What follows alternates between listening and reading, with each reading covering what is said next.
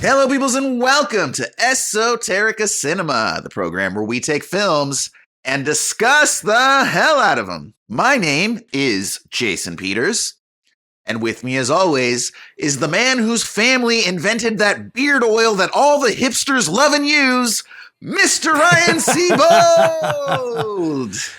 What's up, Jason? How's it going, buddy? It is going well. Ryan, today we are here to do a No Frills joint mini episode, the first one we've done on this show. So hopefully it's going to be a little bit stripped down for everybody watching here.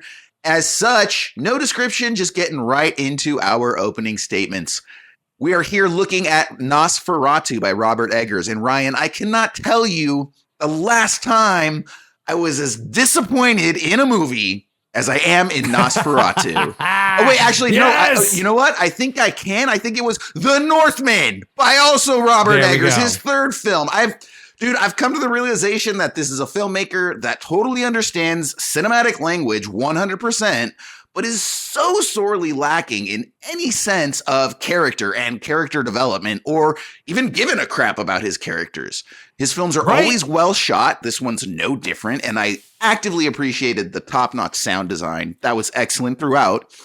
But this is a film that seems to be sleepwalking through its creation, just like its characters in the actual movie. The acting is serviceable, but none of it's really that great.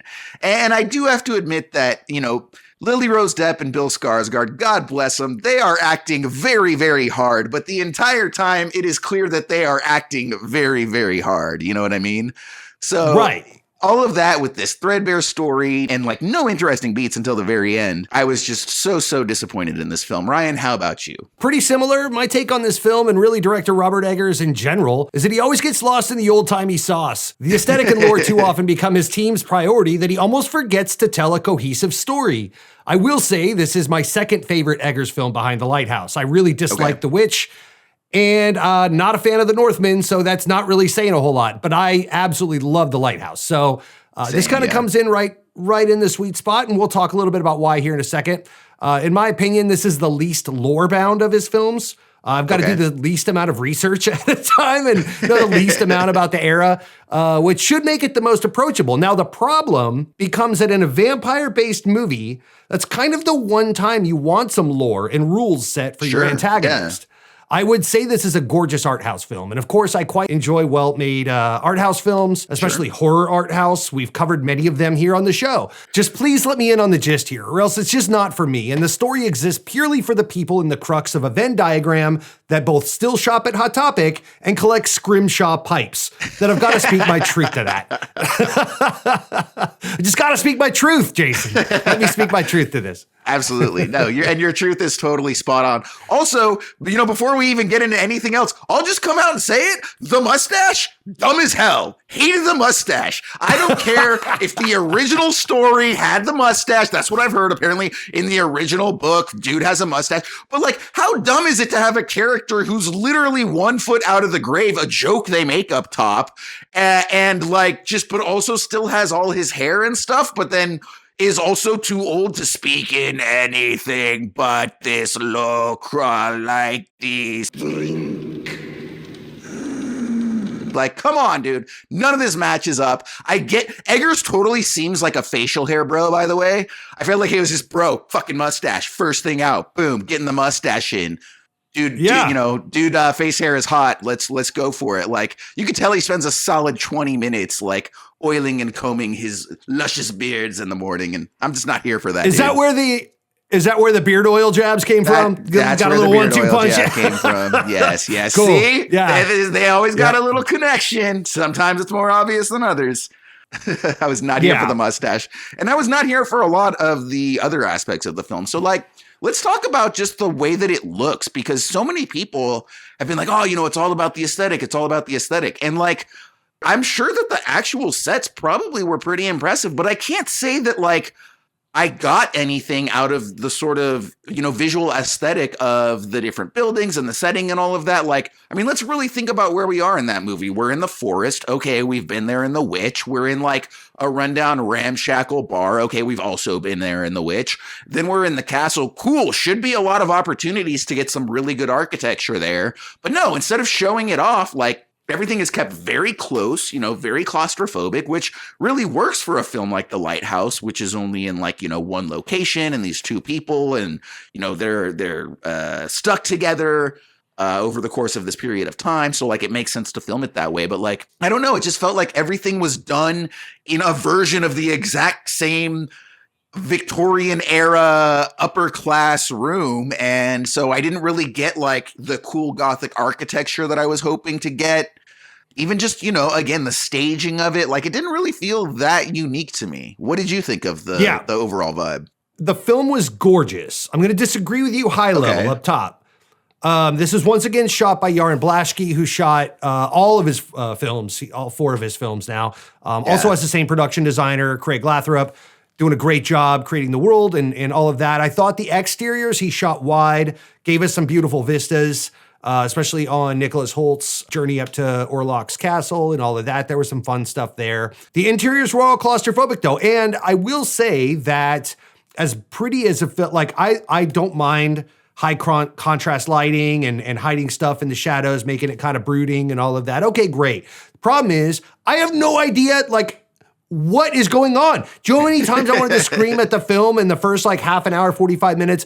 What the hell is happening? Like, it's just absolutely frustrating when you're not only obscuring me narratively, but also visually, that I can't see, the wonder and of all the Orlok goodness. You talk about his mustache. Who even freaking knows what it looks like? Like, it's so obscured in shadow. He's always hiding in the corner and looking over his shoulder. Like, you barely got a good look at the dude. I will say, much to your point as well, that the acting and performances were really carrying this movie. Like, that was the one thing I had to kind of hang my hat on. Lily Rose Depp did a fantastic job. I was very impressed by her performance as well. I almost felt bad for these people. Like, they were pouring their heart out on the screen. Like, I felt like all the actors were doing the Lord's work of carrying this movie on their shoulders, being like, okay, here we go again, another freaking Robert Eggers movie. Like, I'm going to put in 130%. And, Defoe especially coming in hot. He knew what this was. He's like, yeah, I've done this before. You just got to scream a lot and like act really impassioned. Give yourself a weird old timey accent. He's going to love this. See, I don't actually know about him though. Cause like the characters on page were very shallow and didn't, Eggers' characters outside of the slow descent into madness of The Lighthouse, like tend to like run pretty, middle of the road. They're at that 5. Even Skaarsgard's performance, like when you talk about disappearing into a role, like he absolutely did. But that being said, the Nosferatu character did not resonate with me. Like I felt like he was a lot of things kind of in the middle, but not enough of any one of those things. Like, was he kind of creepy looking? Yeah, but was he like so creepy as to be scary? No, not really. Like, was he decrepit? Like, yeah, he was, but he also wasn't like completely decrepit. He could still move around and do everything he needed to. I didn't necessarily agree. And again, you can sit here and say like, okay, well, we're trying to be authentic, but like, I didn't like the cadence of his voice. Like he talked so slowly, and I get it. You're like, well, the dude's halfway dead. He would talk slowly. Well, guess what? If he's halfway dead, he also wouldn't have a mustache. So pick one. Okay. I felt halfway dead. Watching this movie. Listen, my problems are mostly with the why of it all. Like, why does Orlok pursue Ellen in the first place? I know he was summoned originally because of her melancholy and loneliness. Okay, great. Then they got down to business. All it takes? Is that all it takes to have Dracula or Nosferatu fall in love with you? Is you're just like, hey, I need someone. And he's like, buddy, I need someone too. We're going to be pros for life now. Come to me. But no, it's like, what about the thousands of other women across the world? No, just you, baby. I'm just here for you, baby. Right. So this is my problem. Like, I understand his summoning, but the return and the pursuit and his devotion to the pursuit is murky at best. Yeah, like, there are many reviews online that aim to clear this up by way of symbolism and mythology, and you just don't get it, man. Like, this is deeper than you. But I think they're putting in a lot of work that the movie doesn't to try to, like, fill in the gaps. And, like, no, it's representative of this, or, you know, it's like the opposite of Jesus, and you know, Jesus gives his blood, and like Nosferatu takes the blood, and it's like, oh my good Lord, man, like none of that was in the movie. So sure, like, right? I appreciate, like, you, again, not to make a pun here, but doing the Lord's work of trying to fill in the gaps for me. But because I went online, I'm like, did I miss something? Like, surely in the midst of all the old timey talk, like I missed something, but I just didn't. Why does Orlok need that house? Like, why is he, like, the first act of the movie is a real estate transaction. Yeah, and, right. you know, how hard it is to be a real estate agent in the Victorian era. Okay, great. And then, like, obviously, it's my understanding that her summoning of Orlok in the original encounter that the movie opens with was done years ago, like before she was with Nicholas Hoult, hence the melancholy and all of that. He has now filled that void in her life. Okay, great. So why now? Why is he chosen now to return? And what's up with that? Like the Roma and the small village that he goes to on the way up to the castle. What's their relationship to Orlok? How much of that was a dream? What's up with the naked chick and the sacrifice and the rituals and all of that? He visits a grave, but then, like, so did Orlok die? And he's like, dude, I just have so many questions that, and like, because of the way that these things are consistently delivered to me by Robert Eggers in all of his movies, I call it Guillermo del Toro syndrome, where it's like a weird phenomenon where I'm watching all this amazing stuff happen on screen. It's beautiful. It's like a feast for the eyes and the ears and all the senses, but there's no emotion. Like, I'm not emotionally attached to anybody on screen. I have no stakes in the game. I'm just watching cool stuff happen that you've thrown on screen in a very psychedelic kind of way. And it's like, well, that's something I just saw. I have to give it some stars because of, like, all the work. I mean, there's obviously, you know, cool stuff happening there in front of me, but I have to, like, at least defend my honor a little bit. We've been doing this show now for 4 or 5 years.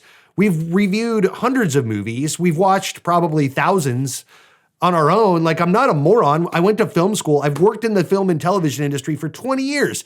Sure. I certainly should understand how to dissect a film without, you know, having to read a big, essay about it, I guess. I don't know. So, like, I agree with you, but it's kind of like, it's not like, oh my God, there's so much going on screen. Let me, like, sit down and break it down. It's actually the opposite. It's not like, what am I seeing? It's like, what am I not seeing? Like, there's so much nothing put up on the screen. I think that's one of the most frustrating aspects of Eggers' filmmaking that I started to realize, which is, like, he never puts his budget on screen. Like every one of his films looks the same as The Witch, feels the same as The Witch. So, like, you've now used, you know, 10 million, 20 million, 30 million, and as much as 90 for The Northman to, like, put none of it up on screen. Like, are you running an embezzling ring? Like, is that all just going into, like, your offshore account? Like, where are your millions of dollars going? Because they're certainly not going on screen. Right. It's pretty nuts. Yeah. I think the only shot that really stood out to me, which I think it's even in the trailer, was there's the really cool shot of Nosferatu's shadow hand, like, going over what looks like it's probably a miniaturized set. That was a cool shot.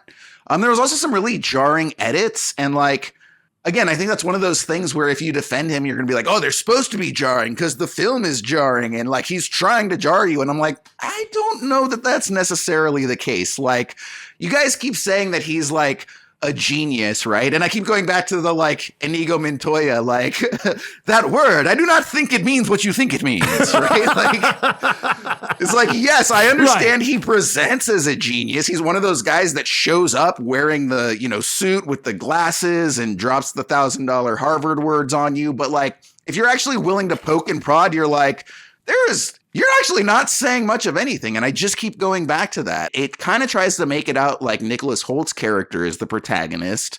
But then emotionally, we get the sense that the film's trying to say that, like, Lily Rose Depp's character is the protagonist. But then, like, she never really goes anywhere. And then, like, he never really has an arc. And this comes back to, like, I think my biggest issue with the film, which is, like, instead of being, so you can be a very plot driven, narrative driven type of story, right? Like traditional Western cinema is. And that's cool. You can also eschew a lot of that and just be a character study, the way that a lot of European cinema is a day or a couple days in the life of this person. And we're going to get to know this person very well and what makes them tick and positives and negatives, etc. Or you can do both of those, which is probably where the best cinema comes from. But the one thing you can't do is neither of them. And I feel like that's what he does, dude. And people try to have it both ways. They're like, oh, well, you can't just, not be into it because it's not a, narrative driven film. And it's like, okay, well, but if it's not narrative driven, it needs to be character driven. Otherwise, it's just not a driven film at all in one respect or the other. And so again, I feel like here we have a supposed character study that eschews narrative plot points in favor of character, but then also isn't going to go into the characters and what makes them tick. They're all very one-dimensional. So like, what's here for me? Nothing.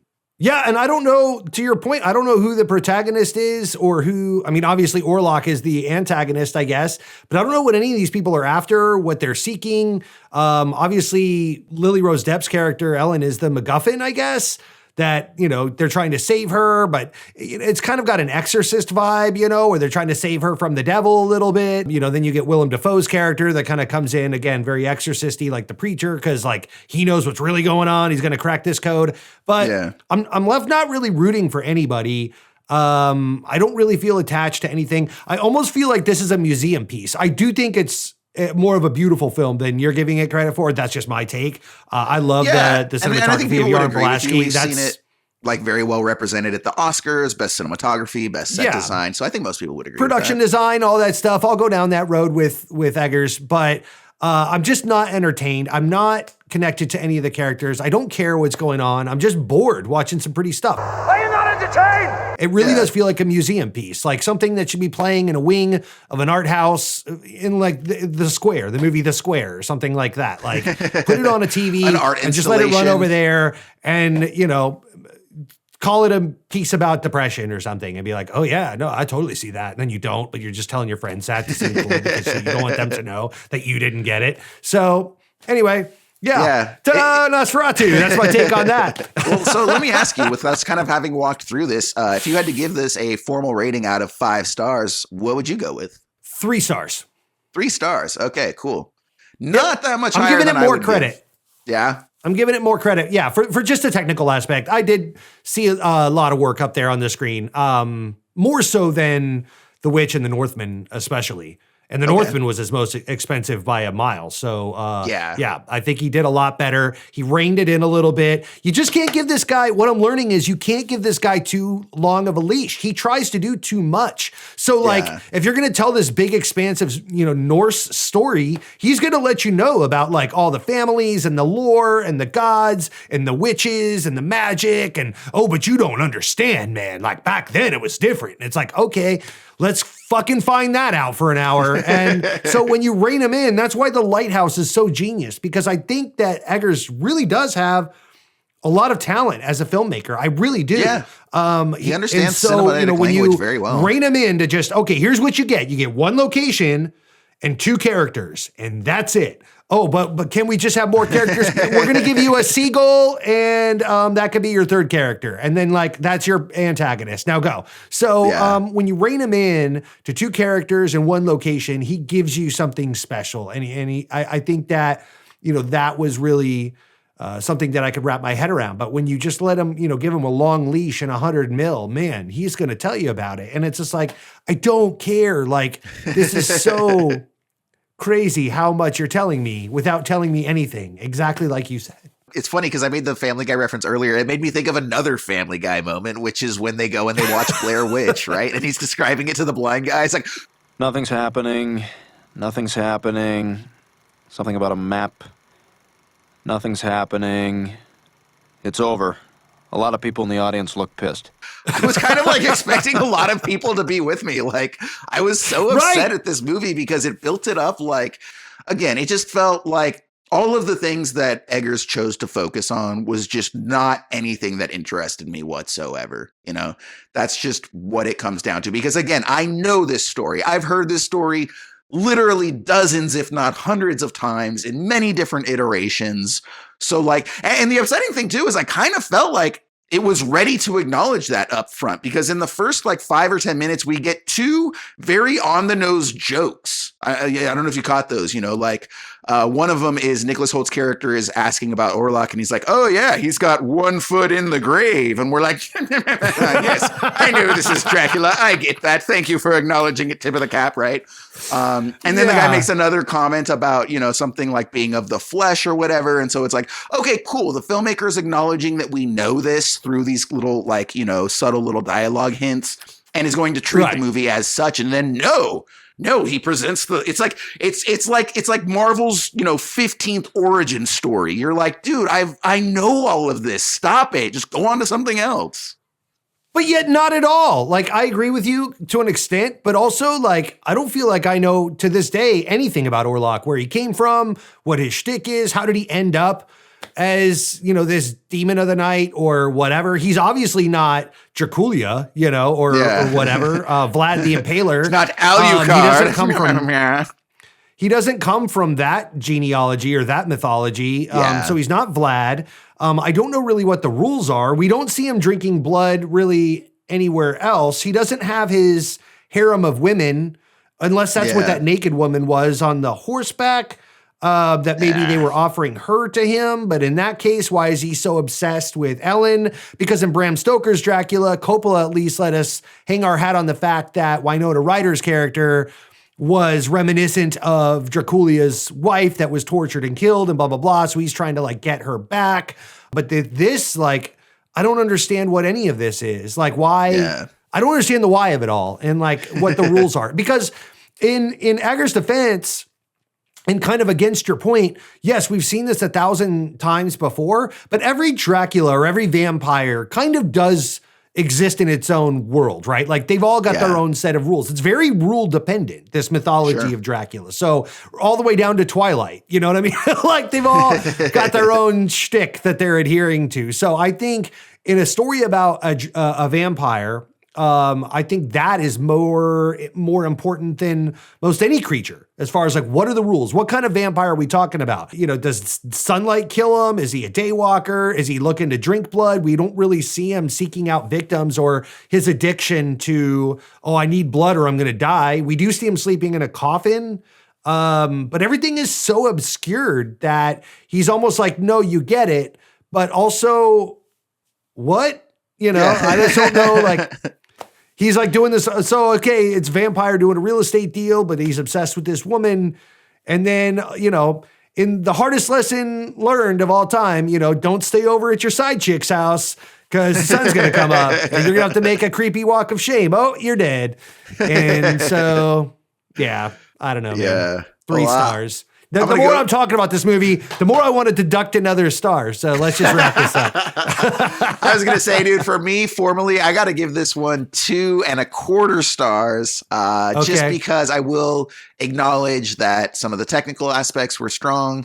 We didn't really talk about the sound because we weren't here to talk about the things that we liked, but I did really like the sound, like in and of itself, technically. Like all of the sound sounded like it was supposed to. The actors, like I said, I didn't necessarily love what they put up on screen, but I recognized that everybody was trying very, very hard. But yeah, dude, like, I just, it feels like Eggers put like, he's my Michelin chef. And then he drops, a piece of parsley on an empty plate. And I'm like, what's on the plate? And he's like, whatever you want it to be, just imagine. And it's like, I didn't pay you to imagine what I'm going to be eating for dinner, bro. Put it there on screen so I can goddamn enjoy it.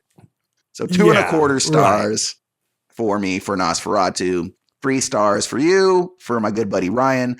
And hey, look, if you're watching this and you are one of the people that maybe haven't felt empowered to agree because everybody tells you that you're an idiot if you don't get what Eggers is doing, here is a safe place. By all means, drop those comments down there. And look, if you are one of those people who thinks the two of us are idiots and not smart enough to understand what Robert Eggers is doing and how he's doing it, let us know right now. We would love to hear from both sides of this. If you would like to check out more of our content, you can go to our website, esotericacinema.com, or check us out on the social medias.